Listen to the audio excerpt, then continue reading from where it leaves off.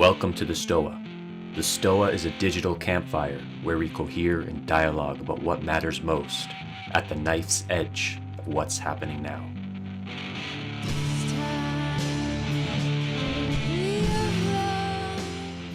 Joe, you had a question that was similar about Game A and Game B. If you still want to ask it, just go off mute. Sure. Let me scroll up and find it. Where was it?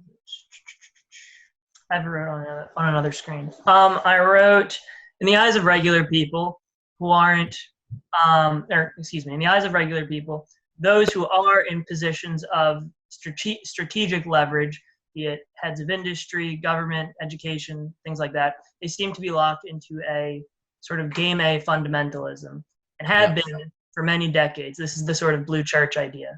And my question to you is, does the Game B crowd, to what you know about, have any concrete plan from going simply from nudging these people's decisions to actually transforming their framework? Because obviously we've heard individually upgrading our sovereignty, being able to be more effective agents individually, but I don't know if maybe behind the scenes there have been talks on how to scale that up, if it's at all possible. There have been, and I mean, I'm talking with the person who gave us the Game A, Game B, Blue Church, Jordan Hall, and part of that is this idea, which is the religion that's not a religion, and trying to come up with a post-religious faith. Because here's the idea. This is probably in some ways my most radical idea. I want to do what like Augustine did as the Roman Empire is falling. He laid the foundations, not single-handedly, and I'm not saying I'm Augustine, so please, I'm just using this as an analogy, okay?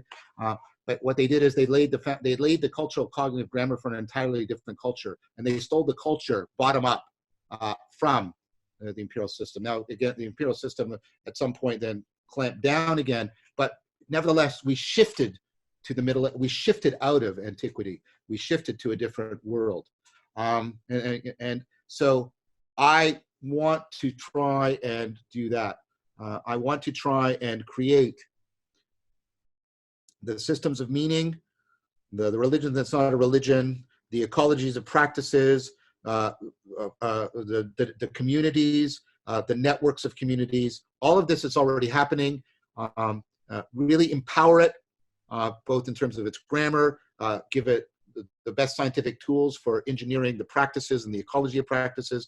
I basically want to steal the culture from the people who have been abusing us for such a very long time. And I usually don't speak politically because I think that political framing is often a deep misrepresentation of the issue, at least the way in which political discourse has been, as you said, it's sort of been ossified.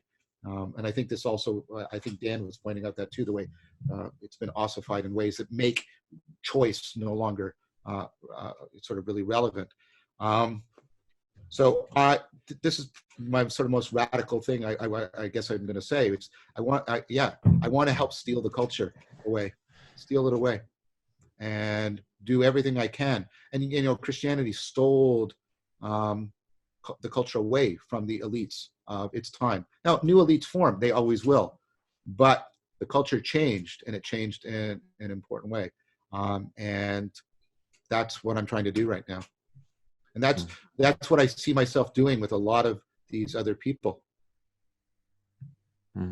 That's very noble. And you certainly have a lot of people who aren't in those positions. I mean, if you're my age, you've sort of grown up and the world sort of looks like it's running backwards. So it's hard to even imagine that it's been that way for decades prior.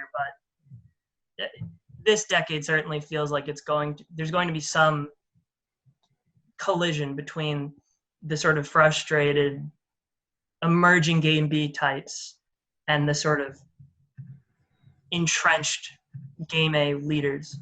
And the whole point about the metaphor is we can't win by playing the game. That's right. And so my way of trying to understand what it is to not play their game and to shift over to a totally different game is to shift the culture. It's to steal the culture. And the way you do that, the only thing I can get from history that's been able to do that are religions.